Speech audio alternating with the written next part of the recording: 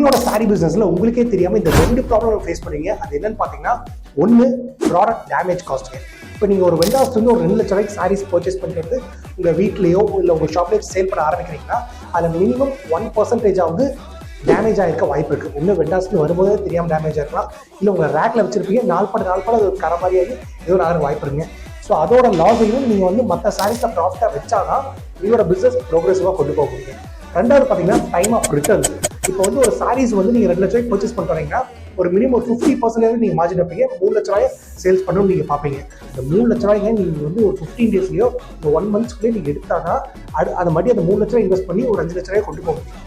இல்லை எப்போ வேணாலும் நடக்கும் அப்படின்னு விட்டுட்டீங்கன்னா அந்த பிசினஸ் வந்து அப்படியே டவுன்ஃபால் தான் நோக்கி போகுங்க. ஸோ சீக்கிரமா அந்த சாரியை வந்து நீங்க வந்து பணமாக்க பாருங்க, மறுபடி ரீஇன்வெஸ்ட் பண்ணிட்டே இருங்க. அப்போதான் ஒரு பிசினஸ் ப்ரோக்ரெசிவா இருக்கும்.